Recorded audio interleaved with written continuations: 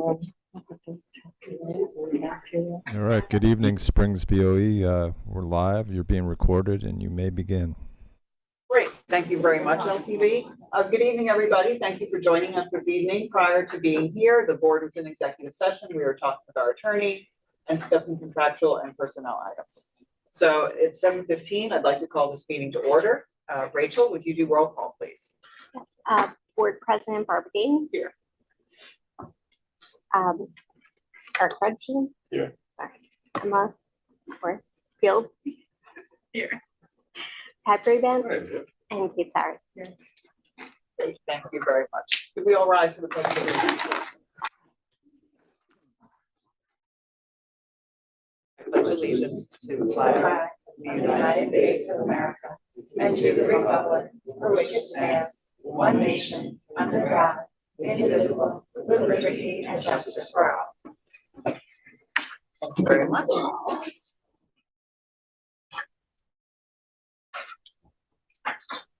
We will be starting this meeting with an item of recognition for some special and talented girls that we have in our school. And Deb, would you like to? I'm just going to echo what you just said, Barbara. We are so proud of our iTry girls. This program, which started here at Springs School, has grown into several districts on Long Island. My husband and I were able to attend the event, and just to look at those faces as it came across the finish line after swimming, after biking, after running on one of those hottest days in the summer. I'm just so proud of you. And tonight, I am going to turn the honor of introducing these girls over to one of our new hires, a Spanish teacher, Pamela, who is an iTry girl herself, a graduate of Springs. And we're just so proud that you've taken these girls under your wing. Teresa Roden is also here, the founder of iTry. So please, if you wouldn't both come up to the podium and introduce our girls. Pamela, if you would start with reading one of the certificates. Yes. I'd appreciate that. Thank you. Hi everyone. Nice and loud. Hi everyone. So we're going to give out a certificate to everyone. So on the certificate, it says, the Board of Education and Superintendent of Schools take great pride in recognizing Estefanía Iracasa for self-empowerment and dedication to iTry, awarded this 12th day of September 2023.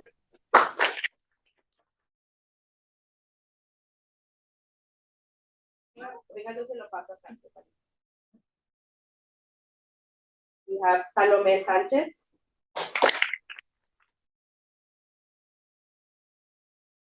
Wait, we'll do a photo when everybody's. Stay up here, Stay up here. Just walk to that. Renata Rivera.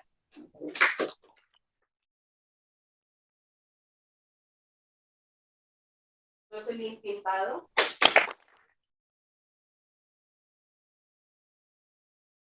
Isabela Villa.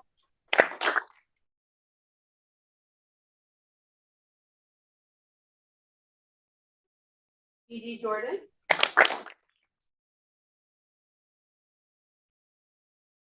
Camila Sanguilino.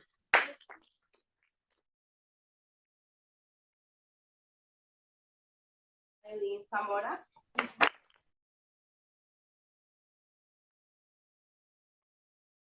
And the rest of the girls are not here. But should I still read out your names? Yes, Yes, please. please. Okay. We have Kayla Morocho. Fatinema. Emily Cabrera. Betsy Rojas. We're so proud of you guys. You did an amazing job and so grateful to Spring School. As Deb said, none of this would be possible without this school for having the faith and the trust in myself, and I try to do this, and we're ever so grateful. So thank you. Girls, your job is to now empower the next group that are in 6th grade, and hopefully you'll all come back and help them to cross the finish line. Teresa, I'd just like to say we're so proud of you because you started this year, and this program has grown immensely since our kids were in school together here, you know, and how old was Abby when was it So, seventh grade? Yep, sixth grade. Sixth grade, 11 right, years old. okay, yeah. And it's really become a phenomenal program here for our school and other schools. And the outreach that you've done with the program has really been spectacular and very important. So thank you. It's a love fest. We love you. You guys love us.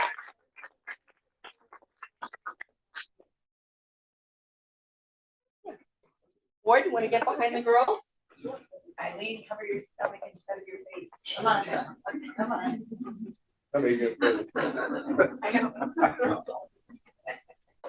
want to see your smile. Yeah. Emma, in between the girls, I know you. There.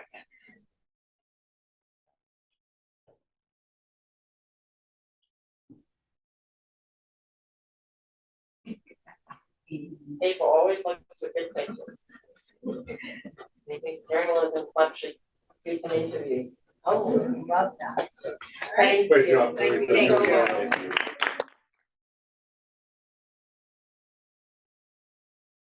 Yeah, go home and do homework. I'm kidding. I'm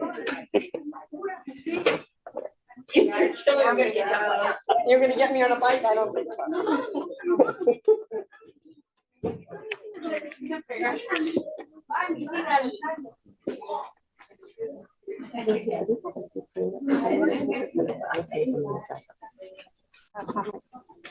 Yes.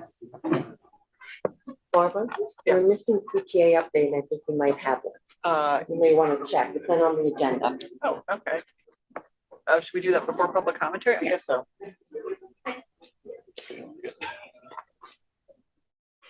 Oh, Megan? Are you doing a PTA update? Okay, good. Okay. So Summer? Okay. Thank you.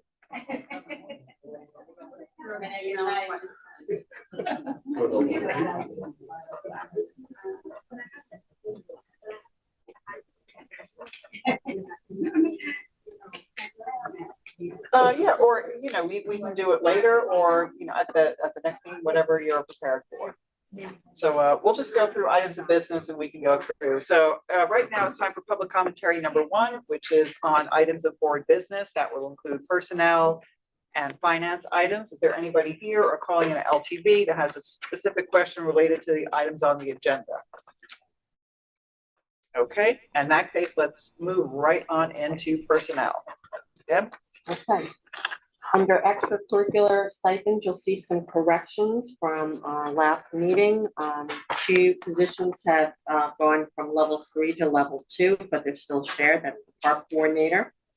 We're rescinding Megan Payne for coordinator of Spirit Meet, but we're adding Amanda Krasinski, and World's Fair, I left off Victoria Firemark off the last meeting.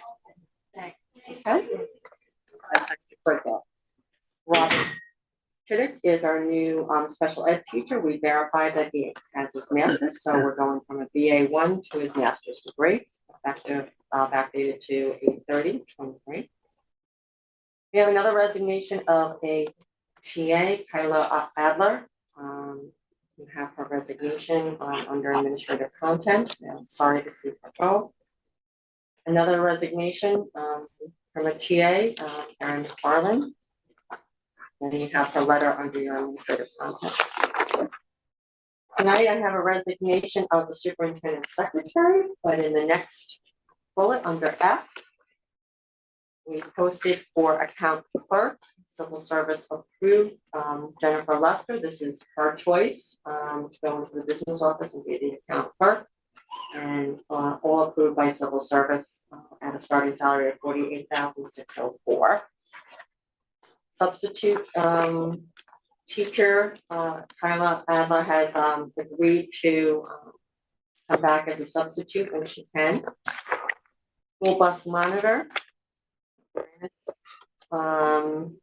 Because of our TA resignation, we need another monitor on the bus. Personnel to rescind. These are the substitutes that have since gotten full-time jobs. And then our hall monitor tech that has become a school guard for us. And then we have the revision of salaries for our guards.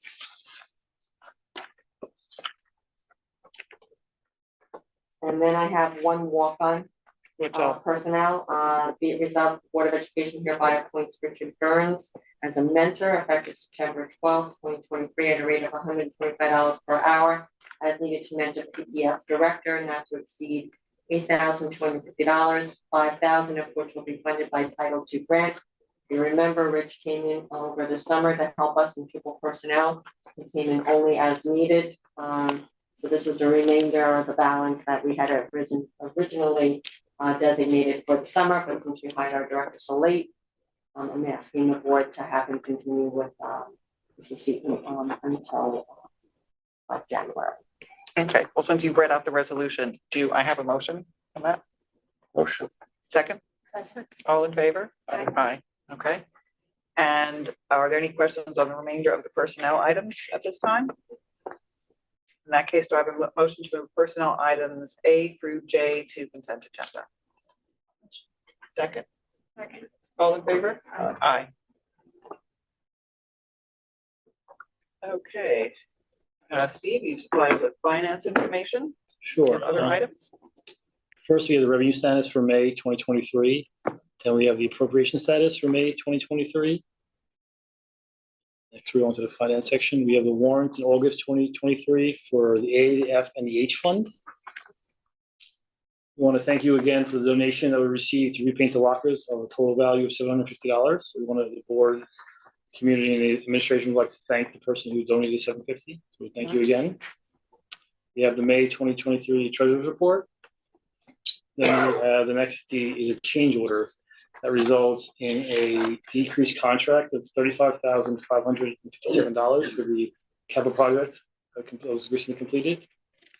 And E, then we have an IMA agreement with East Hampton School District for food services that will be enacted for the 23-24 school year. Okay. Do Yeah. you usually get audit reports for the warrants? Yeah. The claims audit report, where, Okay. Sorry, I missed it. Sorry? Yeah.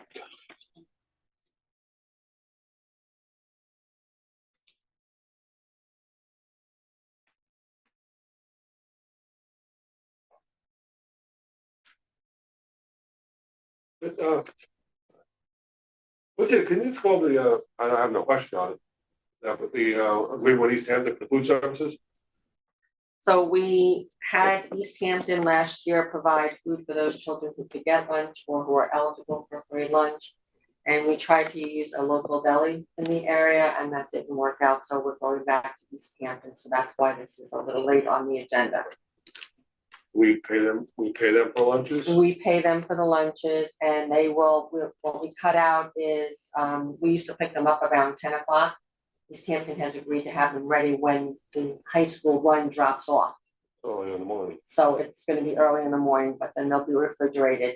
They're cold lunches. We can't do hot lunches because we don't have any way of storing them or bringing them over. You need hot carts and everything. It's very involved. So, but at least East Hampton lunches meet the state and federal guidelines for a healthy lunch.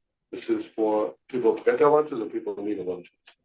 It's usually children who forget their lunch, but we do have one child that is eligible for a free lunch every day. Right now, it's only 10 lunches, and we'll keep our, eyes on that and see how it goes in the future. We can always, increase if we need it, but we agree to a minimum of 10 lunches a day. So what do the lunches cost us? $4.44 up from last year. We use the lunch drawer, and we also, Susan's lunch drawer, which donated, and we also use some of our regular funds for it. And we put some in the pre-K grant. So if it's a pre-K child, If that lunch will parents be need a taken. lunch, if we need, get them federally funded. How can we get this, like if parents who need lunches, and ask for lunches, just you have one student. Is there place to play, then we could do, if we could do the verification form? would that yes, help they have to us? fill out the free and reduced lunch form, and they need to understand that it is a sandwich that they get every day. It's not a hot lunch, unfortunately. a way to get that word out besides the board meeting?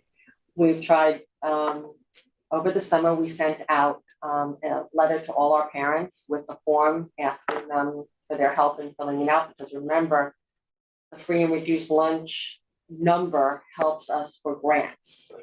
And without a cafeteria, I really do think that's why people do not, participate. There is also something called the FERPA regulation. So I've asked the high school if they could share with me, the high school kids get free and reduced lunch so that I could cross, Well, it's Them referenced with- now. and they're not permitted to They're give not me that allowed to. information.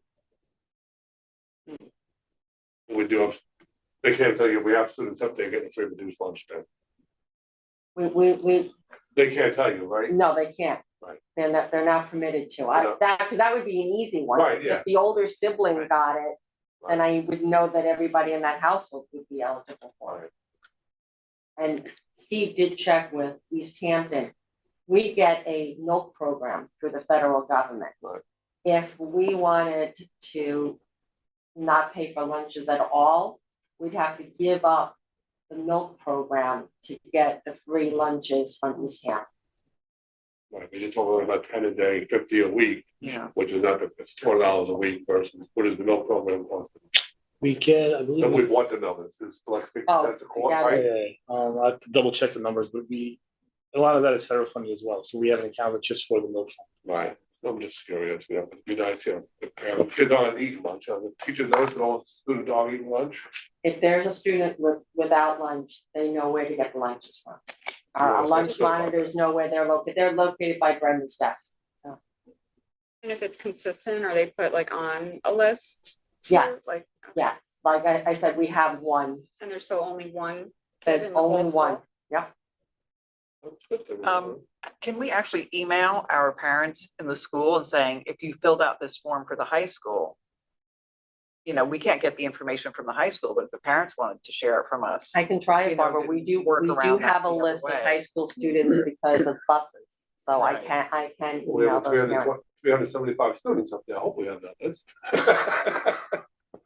And Right? If we and send I all believe 375. John Marshall is free and reduced lunch for all. Right. They- Correct? And they're self-funded themselves? No, the federal government. I think they did that breakfast. Yep, it was both breakfast and lunch. At John Marshall only though. Yeah. Yeah, How do they do that? the numbers. The Just number of because free people and are filling out the form? filling out the form. Well, how are they getting people to fill out the form and we can't? Because they have a They cafeteria. have a cafeteria. But we can get food from East Hampton if we have people fill. Right, but it'll only be a sandwich. Like, Right. we tried to, under the pre-K grant last year, we were really required to provide lunch and we tried it. And that age group did not eat a sandwich. So Yeah, we sandwich ended up is- dropping it down to only those kids that absolutely came with no lunch. Right. Right. Okay. But all our teachers and staff know, I'm sure let they us are. know I'm of sure they are. anybody. I'm just, I'm pleasantly surprised to know that only 11 students have 683. Okay, At least they're like 11, they're not 150 kids without lunch. No, it's absolutely not. And they come with lunch and And snacks. it's only one really, because the rest just without The rest are, right now, the rest are just to have them in case, you know, a child forgets lunch. And we did have children who forgot lunch the first couple of days of school.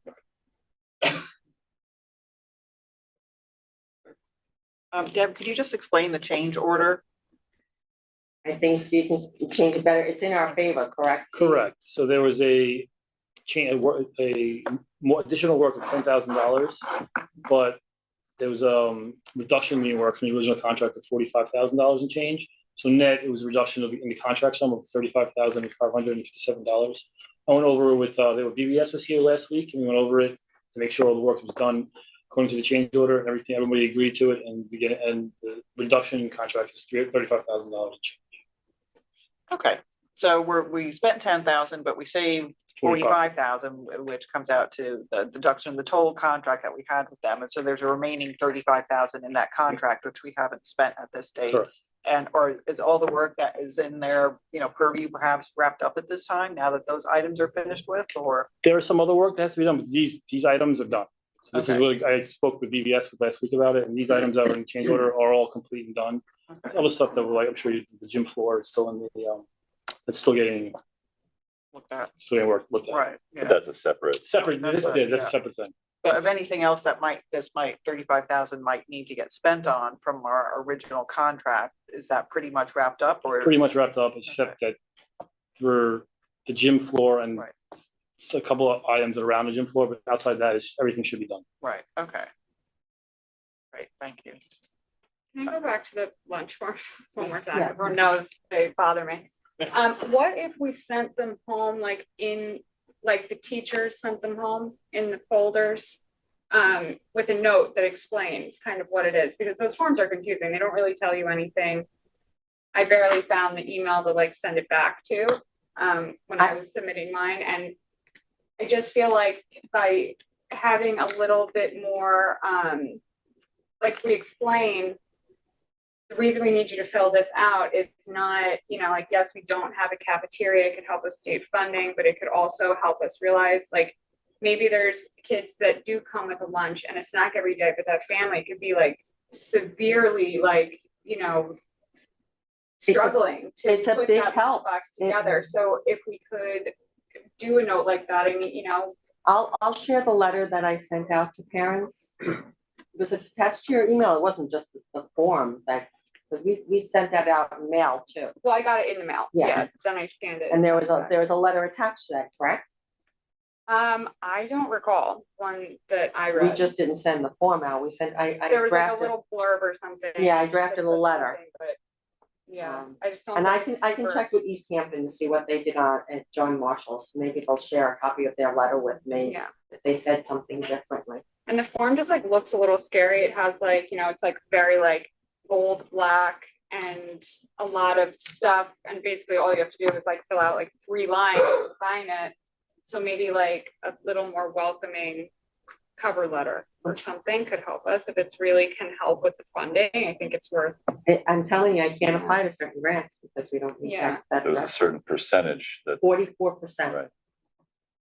If we had 44% of those forms that were sent out returned, not only are you qualifying for the lunch programs, but it actually opens us up to other funding that is not available to us right now because we haven't submitted the threshold of 44%. Well, we have to show that 44% can receive free and reduced. Correct, price that they're lunch. eligible Of the demo, it's good. of the So it's not students. just the handing of the forms, but No, Yeah, it's- you have to get 44% those have to plus be the 44% eligible. eligible. But if Off the more top came of in, my head, I there's don't remember what the possibility. criteria was, but it's, Can you see if, one of these Hamptons funded any themselves as well? I don't believe so, but I will check.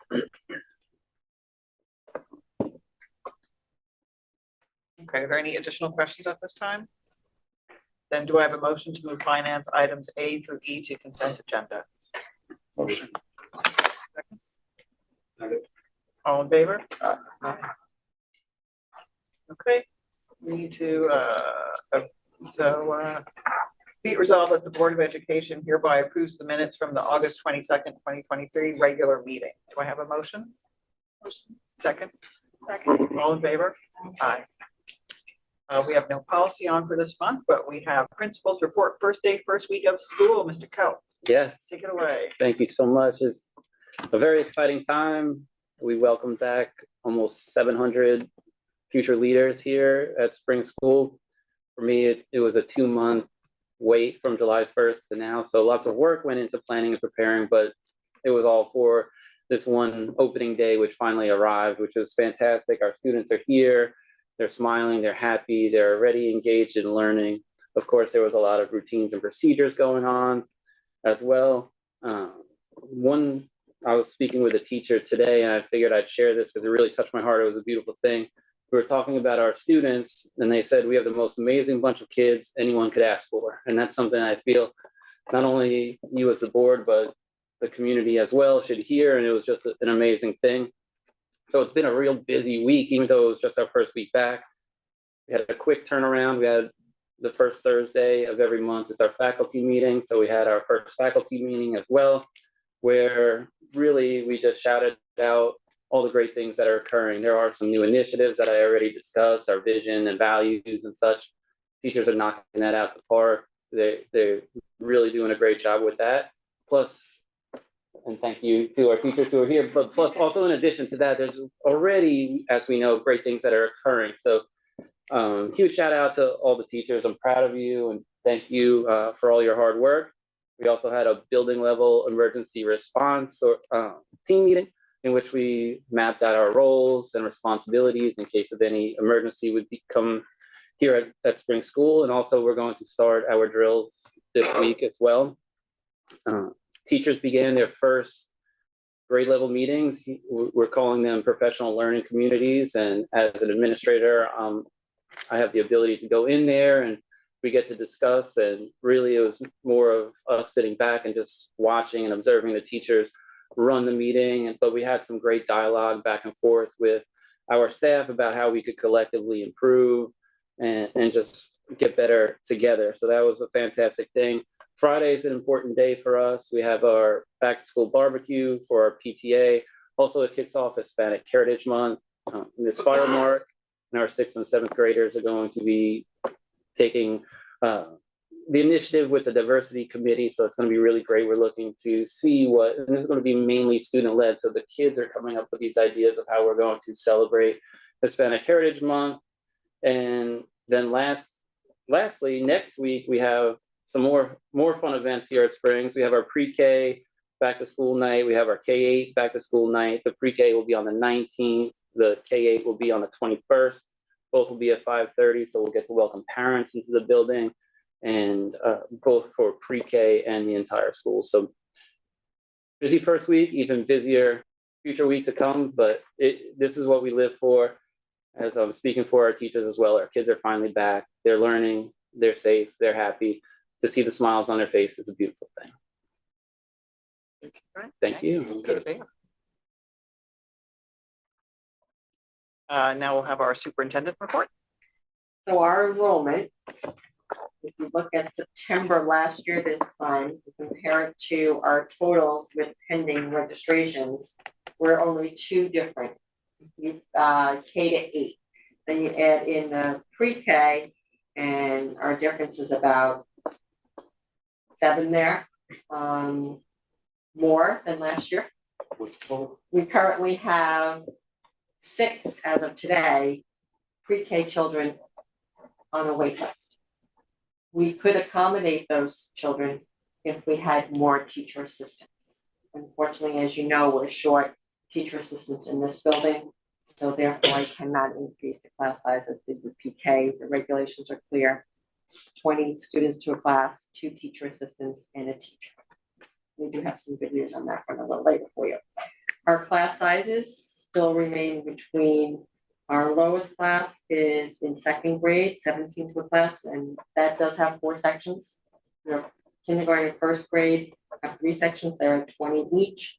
Your 4th grade is at 4 sections, and your 3rd grade is at 4 sections, and they're running 21 and 18.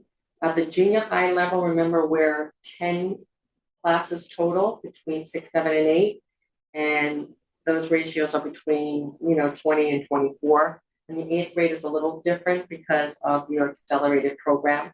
So that's the average if I take the average of all 3 classes of the 8th grade.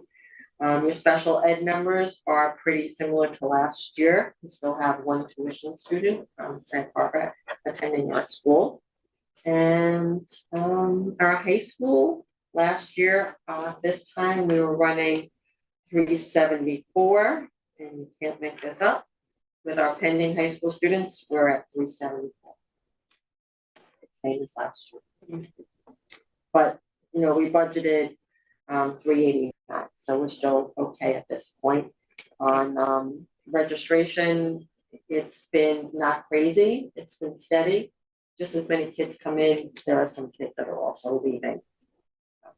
Well, glad that we did not find ourselves in the same position as last year.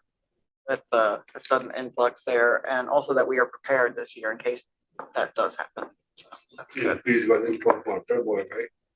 It was March of last year. That was very unexpected.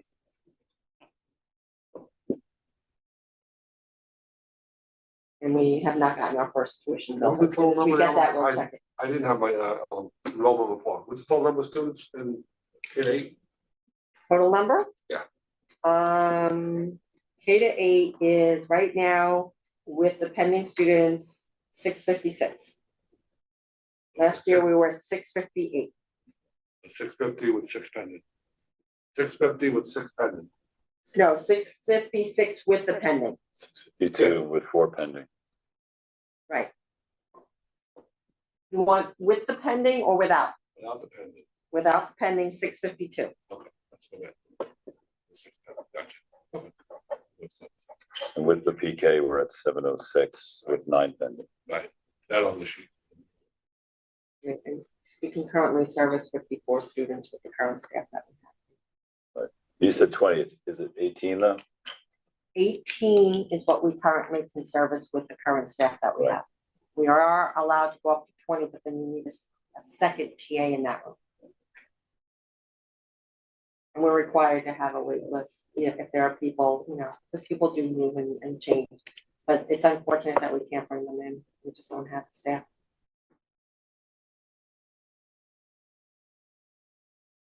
Superintendent's Conference Day, I get to talk about Mr. Kelt now. He recognizes all the teachers, but this gentleman ran a successful Superintendent's Conference Day for 2 whole days. He had staff up and moving around. He had some staff that might have been a little uncomfortable, but he really demonstrated in role play what it's like for some students. This is what you're going to encounter, that some students may not be willing to share, and this is how you coax them. This is, how you do wait time. And I think we all appreciated seeing him in that teacher role. When you have a leader that doesn't forget their roots and remember that they're a teacher first, it's pretty incredible, and I really enjoyed watching him. They included some meet and greets. Our UPK did a meet and greet on the first day. Our kindergarten, of course, did a meet and greet on the second day. They got on the bus to see who their bus drivers would be, and that was all students. We did have our sexual harassment annual training. That was done in person this year. I usually try to mix it up. For the board, you all got your email. You can do yours online this year. So we have a very aggressive schedule with meetings with the superintendent search, but you can do it online. And closed out both days with, I think, classrooms being ready for our students when we came back on the first day of school. So they were given some time to do that as well. Great 2 days. Thank you, Mr. Thank you.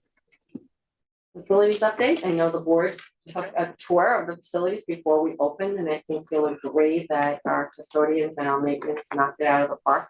They were incredible. I always look at Pat on this one. Yes, we continue to deal with humidity. I think it was one of the highest humidities summers that we had on record. Mr. Jones is going to be looking at the quickest sales that come up for air conditioning. So some of our units do need to be replaced. They have outlived their warranty.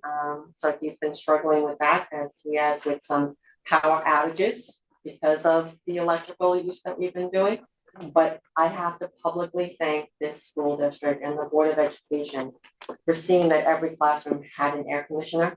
Some of our neighbors did not believe in that, and they were scrambling last week to get air conditioners into those classrooms because the research shows that it's unhealthy to be in rooms that hot. Even our hallways, again, thanks to the teachers' cooperation with the doors left open, our hallways were full with people passing in the hallways. So thank you for that. It was really, insightful to have that vision and know where you live. And the humidity, I think, helped play a part in that air conditioning units because they're also dehumidifiers. But we were comfortable for the most part. 99% of us were comfortable. During the facilities update, you did see the gym floor. We're still waiting for resolution on the gym floor. We're still waiting for resolution on the courtyard. When I speak to my colleagues about these pending capital projects. They say, and what else? And what else? And I was like, no, but it's really, we have two major issues that, will hold money until we know that these are fixed to where they're supposed to be. And it really, in the scheme of this project that you took on, it's small. And Kevin is on top of it, and we'll make sure we get resolution on these two issues. The roof, I believe they fixed. Yeah. So they were gonna do some test flooding up there, They're right? doing The some hose, test the one flooding over the on art that. room. Yeah. Right, yeah, Again, it's all about the volume, yeah. for the courtyard and the roof. It was about the volume, the way the wind blows, and how fast the rain comes down. That really affects both the roof and the courtyard. The gym floor, it was the humidity that we really believe impacted that gym floor. We said it from the very beginning, and we just kept on it. And now we've got an independent report that's coming in. As soon as we have that report, we'll share it with the Board of Education. We had our water sampling done today, early this morning, and we had our inspection by our insurance company. Speaking of water sample, did we end up installing that other testing point over behind the softball fields, or is that what was tested today or something? Yes. Or no? Oh, no, that wasn't what was tested. Okay, They will be out to test them. Kevin gave them permission to do it during the day rather than afternoons because of the soccer field use. right, yeah. They just have to notify security when they're on the property. Okay. This was, every water faucet in the Oh, that school one. has to be tested Yeah. yearly. And we yearly get a, inspection by our insurance company. I'm sorry I wasn't there to see his face on the playground because Oh. the pea gravel was, the pea gravel was always one of his issues. So I wanted to see his face, but I missed meeting him today. But again, he was very happy with the facilities. He had one correction, and we'll get that out to our staff. Okay, great. Good to know. Speaking of the playground, I saw that the cheese was painted. I happened to Yes. notice it recently, looking good. Very nice. The cheese looks wonderful. Mr. Kells hasn't really understood the meaning of the cheese yet, but yeah, such a lovely, fabulous. Trust me. Every broken almanac deserved. Okay. I kept checking to make sure that cheese was still there during the playground construction. Okay, great. Thank you very much. Into old business. So UPK funding. I want to remind everybody that we have a friend in Fred Beal, our assemblyman. I probably emailed a dozen people regarding the unfairness of the UPK funding. And to refresh your memory, there were 3 pots of money. And last year we were able to use the federal pot, which was the full day, $420,000 in a competitive grant that we received. $10,000 per child we get reimbursed if the teachers are certified. Right now we have 2 certified teachers. The other one is certified in Connecticut, not in New York State. And then we get $7,000. Well, they wanted to take that pot and put it in the 3rd place, having to use state money first, which reimburses us $5,400 a child, which doesn't give us anything extra. In fact, scope went up to $5,800 a child this year. Well, I got a phone call last week and I thought it was going to be that my grants were approved. So I had submitted them on time and they called to say, you need to resubmit your grants. And I said, why? And they said, because they hurt you. The funding has been restored. Your federal funding is the 2nd pot of money. So we have only 12 students that we will get reimbursed with $400 a child. We have another, I get this out in my head.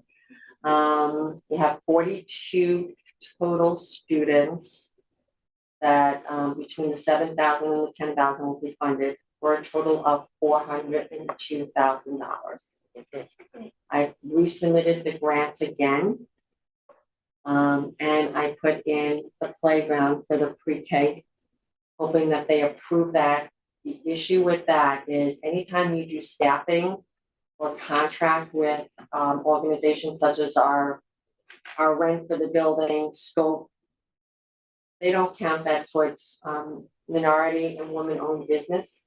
But as soon as you purchase a supplier or equipment, you have to go to those vendors. So with the help of Rachel, we went to all the vendors on the list and supplied that to the state, saying there is nobody willing to come out here for this small playground, because it is a small playground. And hopefully they'll approve that grant. And if that's the case, we'll be able to fund a new playground for the pre-K program.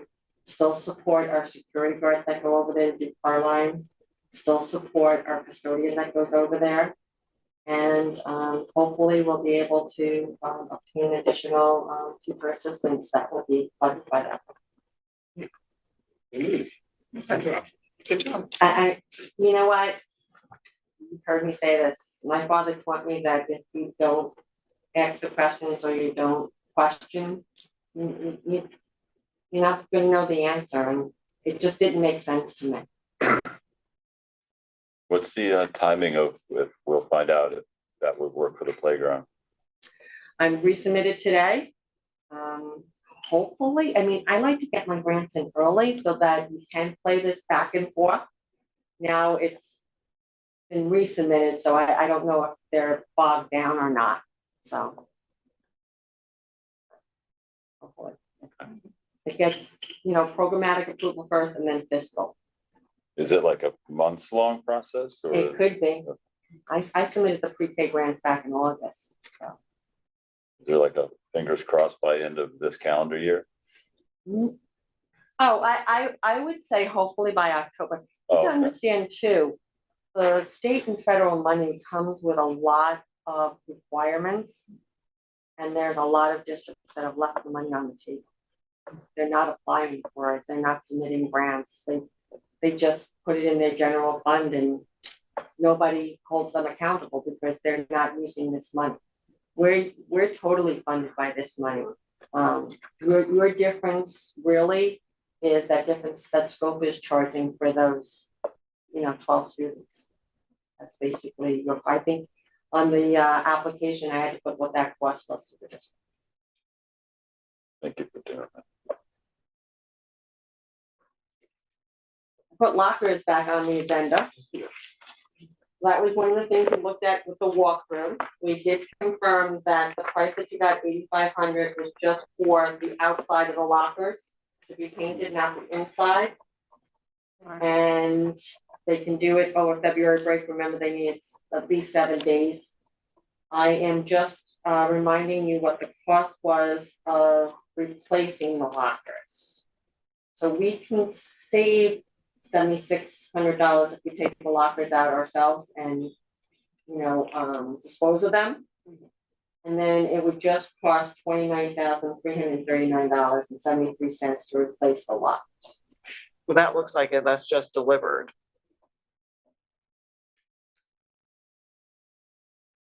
Oh, they're saying if our guys install it, you're saying? Yes. Okay, otherwise, if they install it, it's an Right. additional 7,600, right?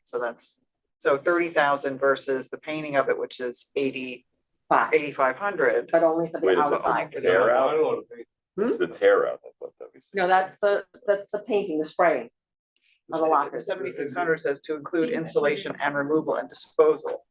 Okay, so both. So it's gonna, yeah. So Yeah, and we could cut that down a little bit and just get rid of the lockers and have them install them professionally too.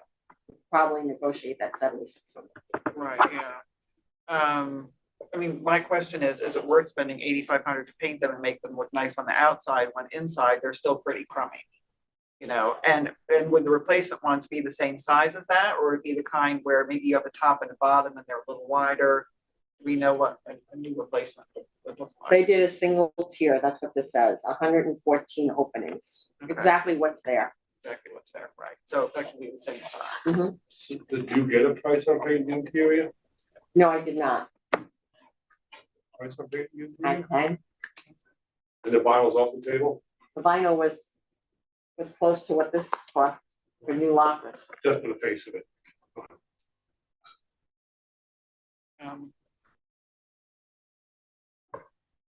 Look at the cost of spraying interior. Yeah, and also could we see like a sample photo of what the new lockers themselves would look like, so we could compare? And we're going down now, it should be work session. If we're looking at the lockers, and looking to replace them. Yeah. You get more lockers, you double stack them.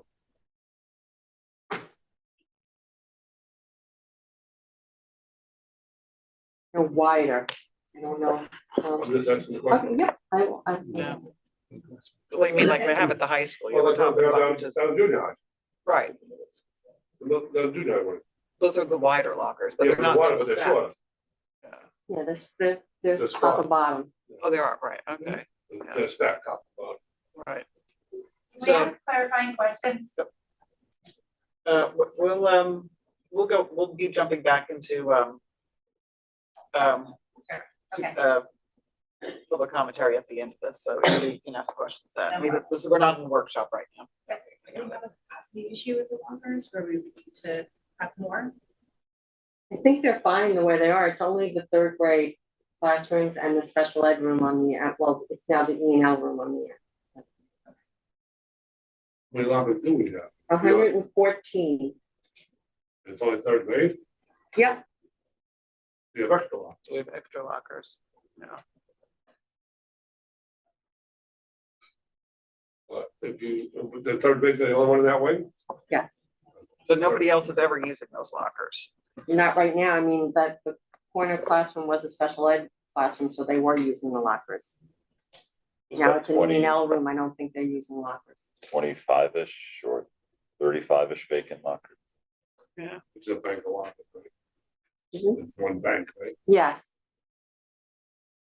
Is there any other kind of storage that we could be using in that space if we actually just do the lockers for roughly the number of students that we have, maybe up to 100, and then you've got another 100, what, you know, the other remaining lockers is there for anything that's used in that hallway by anybody else that you have as like or staff Like a or shower. anything? I think it sounds like a work session discussion. Yeah, I think so too. Yeah, right. I'll have the information for the work session, okay? That's good. Yeah, do we really need lockers, or can we use that storage for something else? Is it Those class- classrooms, those outside? classrooms don't have Don't have closets. closets. So it would have to be cubbies and then that would be taking up space in their room. Yeah.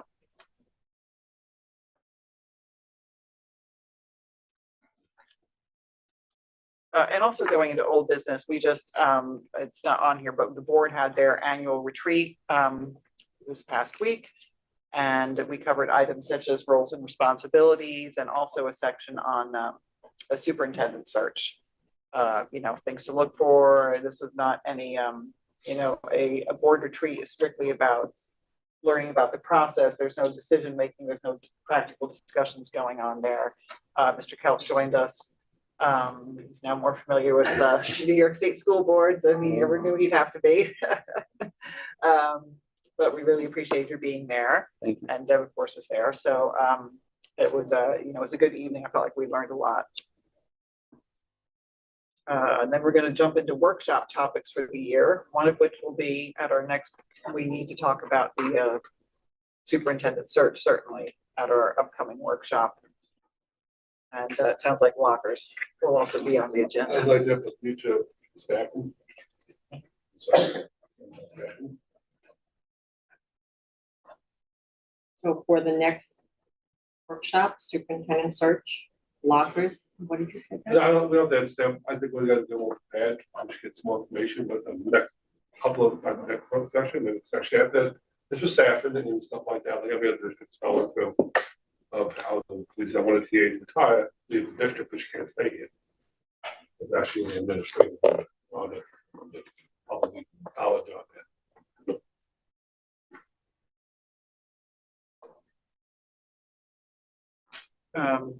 We'll discuss it more at the workshop Yeah. on other workshops that. Yes. Yeah, and actually, we are going to need to go over with goals for the year. Yes. Are there new goals, or we have things from last year's goals that have not, that still have to be accomplished? You know, goals, mission and vision, that needs to be a checkout. But I think our next work session, we really have to focus on, you know, the timeline and talking about the superintendent search.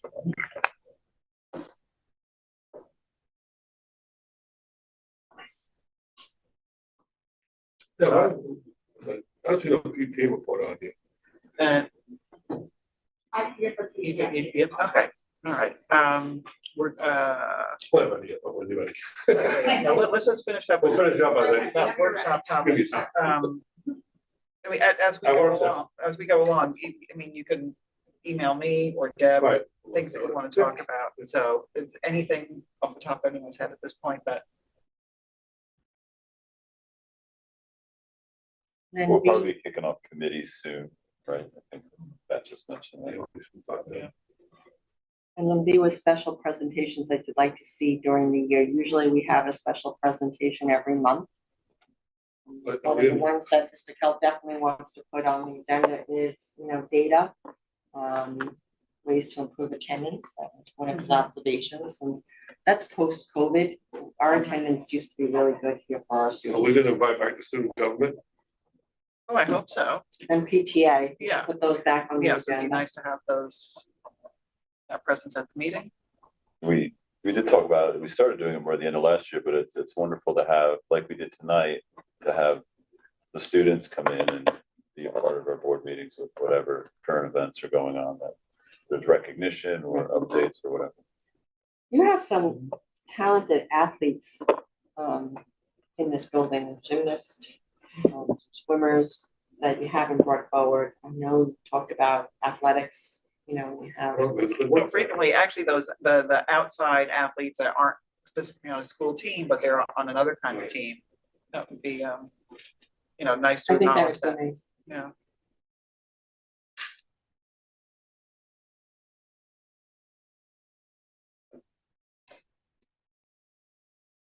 You guys put my journalist club this year?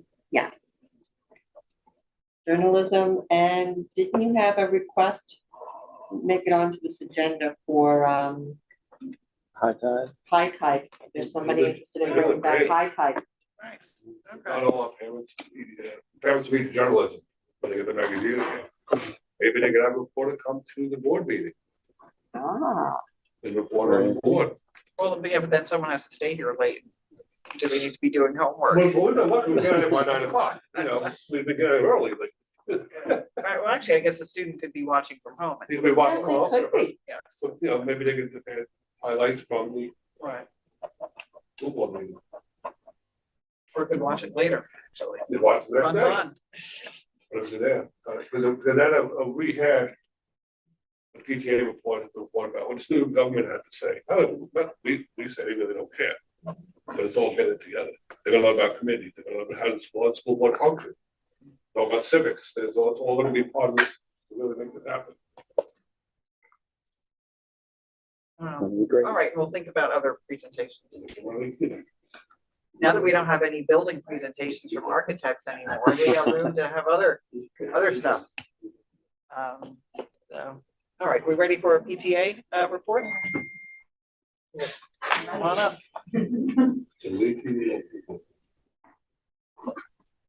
Hi guys, I'm Summer Romeo. I'm actually the new PTA secretary. Okay. We have a very new PTA board this year.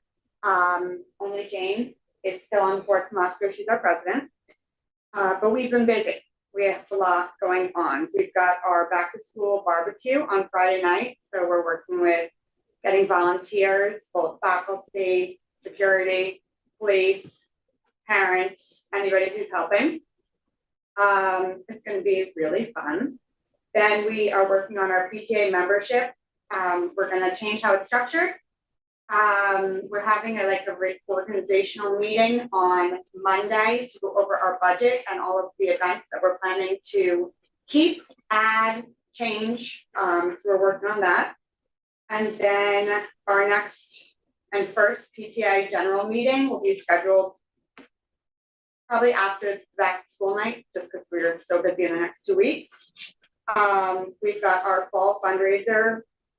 It's called the kids sell things out of this little booklet. We just got our material. That's going to go out. Oh, it's cherry out. That's going to go out in the next couple of weeks. And then we've got our book fair coming up. Back to school pictures coming up. So that's a lot going on. Yeah. All right. Great. Thank you so much for letting us know, and we'll keep us posted. Okay. All right. Okay, time for public commentary number 2. If anybody would like to bring something to the board's attention that we have not discussed this evening at a point here in the audience or on LTV, please, now would be the time. Hi.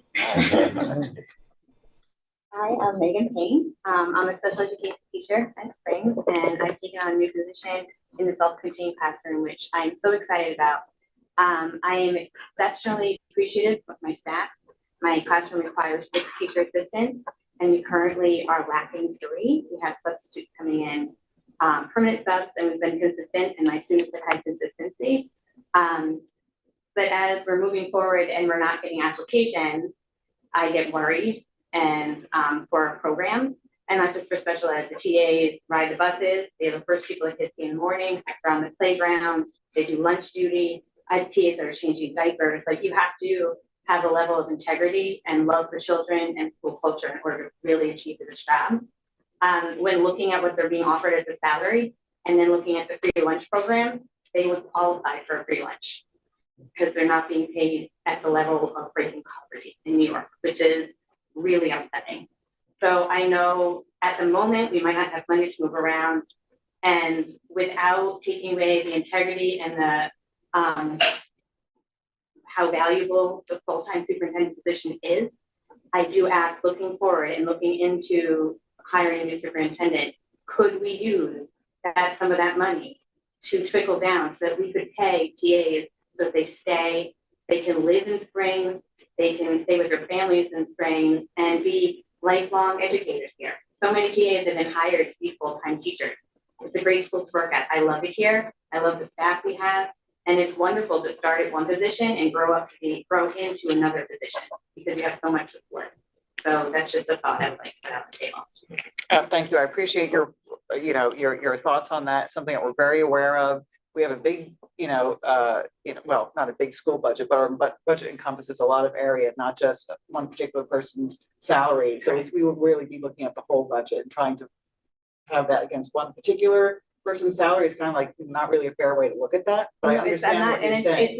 It's not against anybody. I know that I'm trying to keep, like, it's not against this position. It just seems that we need this many TAs. I know. And I don't know, it seems like in budget wise, when you guys are talking about the budget, I don't know where else we would take funding from. Right. Well, I mean, we are, as a lot of people know here, it is tough for us to get people here in all sorts of capacities, which means that there are certain things that we have to pay more than we think we can for, and there are positions where we have not in the past, and we really are looking at that now and figuring out a way to address that. So we are very aware of the issue, and yes, that's all I'll say for right now. Thank you. Well, if you have any information in creative ways, any way I can help and assist in, like, as a community member, as a teacher. And again, it's not like one against another. It's just looking at the broad spectrum of, just where, like, just salaries across the board. Yeah, it's always a tough nut for us. So yeah. But thank you. Thank you. Thank you. Anybody else at this time or calling in on LTV? We have 0 callers at this time.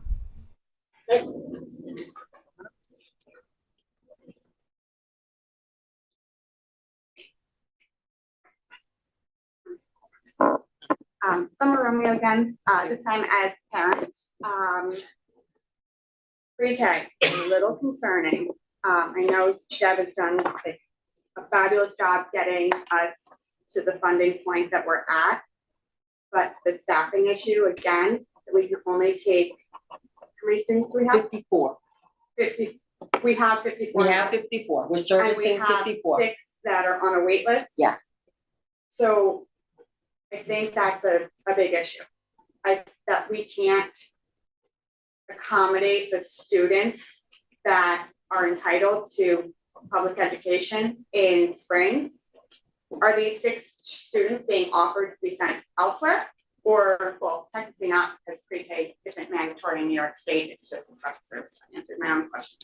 What are we going to do to look forward? Because I know there's a lot of kids coming in next year. I could see the number being over 54. And are we going to have to do a lottery for? We do a lottery every year. It's required with this grant money. So there's gonna be some kids who, again, aren't going to be told they can't come to spring school.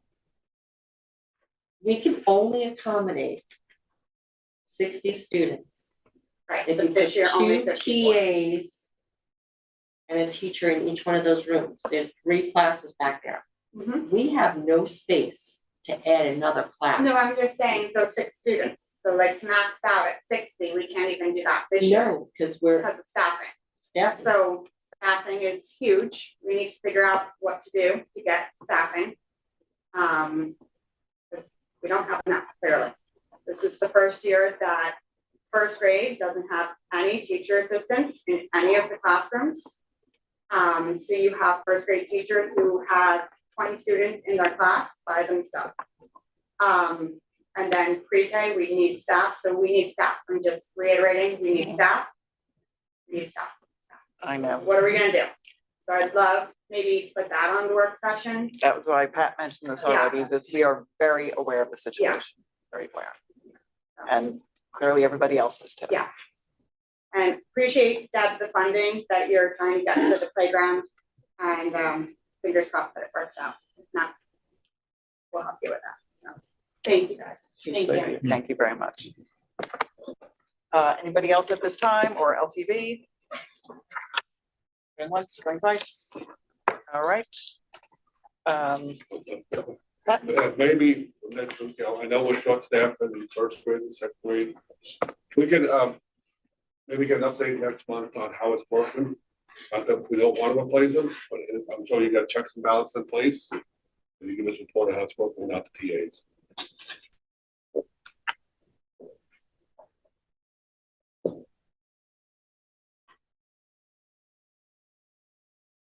Because I think it's going to be a big issue as the years go by.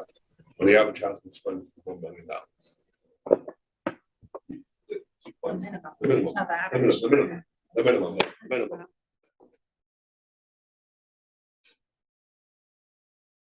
Any other thoughts from the board at this time?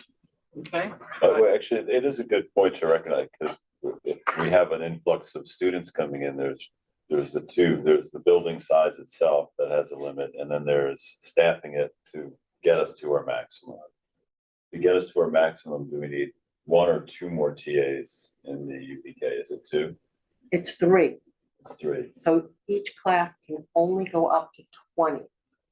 You get 2 more per class. each So you with have to have the third body in that room to go to 20. To add 2 more students, You need a body. to add 2 more students, you need 2 more, you need extra TA. Yes. You need 1 TA, 1 staff, and 1 AP. This is gonna be a good work session, folks. This is gonna be great. What information did you have would be helpful? Okay, But that's all, we will need all of that. Yes. And as I said, if you speak to surrounding districts or colleagues, you can't compare because we are taking state and federal money for UPK, so we have to follow their rules. follow their guidelines. I've already asked Scope if we could take these 2 children, at first it was 2 children last week. Now it's 6.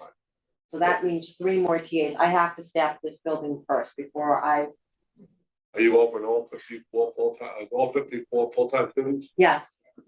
Yes, in fact, I checked, as part of the report that I have to fill out, is I called Eleanor Whitmore to find out if there were any spring students there. None.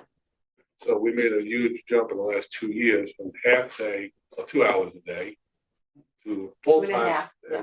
In 2 years, we have 54 students, full students all day. Yes, 5 hours. It's a huge jump, which is good. We're trying. It's a huge difference. Yeah, If you were to watch the kindergartners walk through the hall, correct me if I'm wrong, Mr. Cal. They know how to walk in the halls. They're familiar with the school. They know fire drills, they know lockdown drills. They're talking the same language in pre-K, the SEL, second step. It's all familiar. And then, there's 6 other students, I don't know, just we brought up, 6 other students that aren't in our pre-K from. You're up there in Golden, Illinois, you are up there? No, I called today. They're not involved. They're not, that they are recent registrations. Can we tuition kids someplace if we don't have room for them here? Can our grant be used for that, or is it only for our on-site? The problem is the funding, Barbara. Right. The funding So the third pot of money now is gonna go back to $5,400 a child. Oh, okay. There are no programs on the Yeah. East End to support $5,400 a child. But Elmo One now also has their own programs, they run their own programs, correct? For pre-K? And childcare? They've gone mostly into the childcare realm because that's what gives them the highest reimbursement rate. It costs about $13,000 to send a child to Eleanor Whitmore for UPK. So this is a considerable service to our district, and this board has always supported it. When that one year we had that bump of 72 kids, we did use general funds to support 72 kids. We don't have the space. No, it's based on the staff. You know, that bathroom, there's only 2 bathrooms. That's a lot for little ones. You think about adding another 6 kids just to the bathroom situation over there. Right, but I mean, could potentially, if we had the funds in the regular account, could we actually have an amount for each kid who it would go to, say, Whitmore, say, if they're having pre-K, and then pay the rest of that, the balance of that out of I it? don't think that you can do that, but I will check for you, but you need to pay for the full amount. That's exactly what it's called, universal pre-K. Right. I'm pretty sure Eleanor Whitmore does not have a pre-K program At this anymore. point, That's what yes. we just saying. We were their pre-K program, yeah. That we just They saying. just have a pre-K, and Yeah. then you go to John Marshall Springs or private school. I called to just make sure, because I have to report if we have to report the kids that we're not servicing, and then we gotta report the kids that might be going someplace else. I know one pre-K child is at No, I did right. John Marshall it's a country day school, Yeah. because the parent works there. Well, could you find out tuition would be this to buy these Hamptons pre-K if they have them? I can call. Thought. And then if they have a pre-K program, can we use some of the funds for that? For the pre-K? I am sure it's not $5,400 a child, No. because they're using their teachers Yeah, they are using their staff. that are contracted. But just to clarify, possibly moving the 5,400 to offset money used in the general fund to send them there. It might be like 8,000 a kid plus the 50, or is that 5,400 just stay at the school? I think like what Barbara was saying. I don't know if you can use the 5,400 to send a child to a non-UPK program. Well, So- they're going to John Marshall if it's a UP. No, they're not. Okay. They're Yeah, not a okay. state UPK. Oh, Their UPK is coming out of their general fund. Sag Harbor's UPK program comes out of their general fund So it would be straight tuition for us if we were thinking this, with no with no financial grant, support. financial support. Okay, That's the criteria of those grants. good learning process, good awareness. I think they can make it a lot more streamlined if their goal is really to improve services for all UPK children, including 3-year-olds. They need to do something, one about the formulas, because it's so crazy to even try to follow. And then a lot of the districts don't have the space. If you look at Up Island in Nassau County, there's no space for them to build a facility. Yeah, just another question on it. So you have a teacher and a TA right now. You hired one more TA. What would the maximum allowed you on that? 20, And that classroom itself, or just that class. it was a bigger classroom? No, just 20.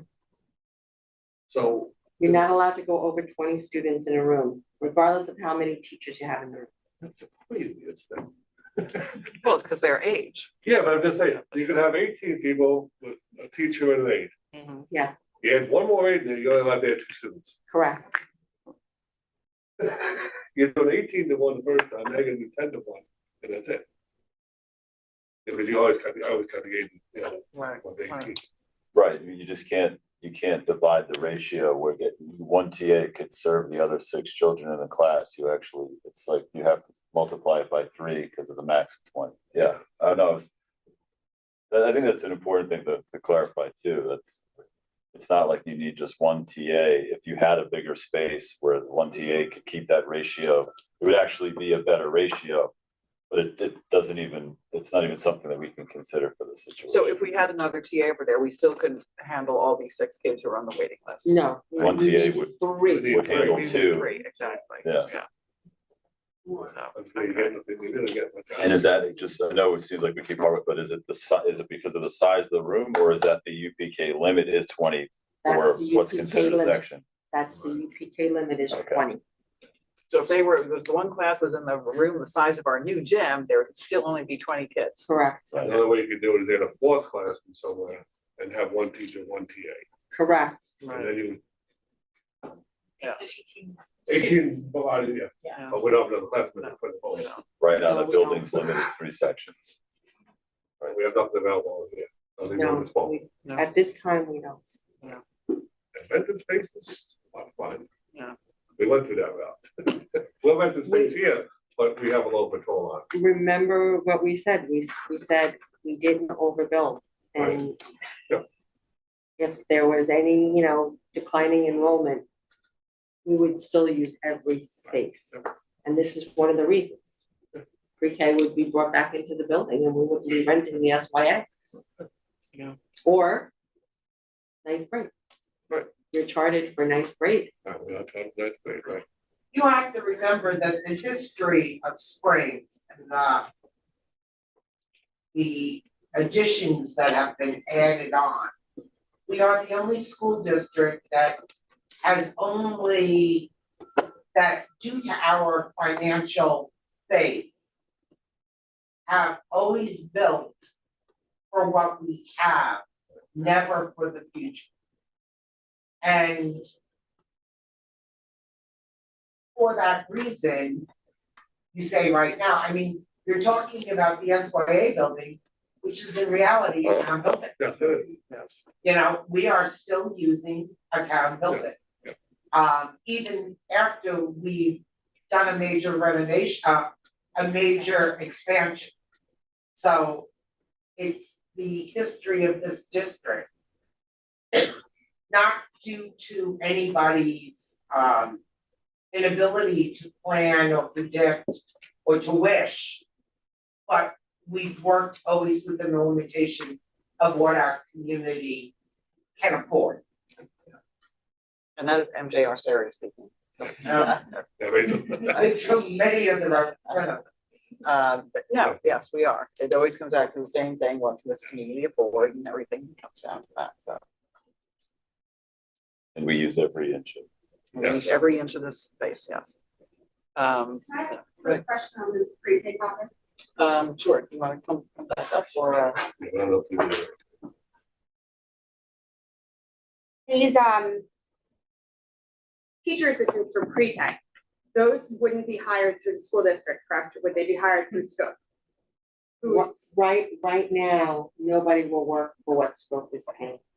Right, so can we do like a cost analysis to bring the pre-K program back under spring school and get rid of scope? You would not be able to afford 54 students. Look at the numbers, Gladly. because if nobody's gonna work for scope, how are we gonna do this next year? And then is enrollment gonna go up? What's the projected numbers for next year for the 3-year-olds coming in? Are we gonna run into the same situation? If we're not going to, then it would be great, but. well, you just said you think there's gonna be a large class next year, and when, no matter the amount of TAs that we have, there's ultimately a space issue there. Yeah. So there's a huge So you're 20 growth, kids, and, but you know, realistically 18 kids in the classroom, because you're not gonna be able to fill those 3 positions, so it's gonna be the same issue next year. if we had 65 kids next year, there's still gonna be 5 kids that, because of the rules of Right. that size, that we would not Right. be able to. And there's only 3 classrooms in that building, is that correct? Yes. But could we look into bringing it back under? I mean, the reason that we have scope is because it was so much more expensive for us to run on our own, and we wanna have the program, we wanna be able to serve kids. You So wouldn't be that's, getting the fund in the grant that is Right. right every year, they wouldn't be So existing. we would still get the grant funding. Oh, we would. Yes, but you have to understand, the teachers in Scope are making like 38,000 versus a brand new teacher here making 59 if they have a master's degree.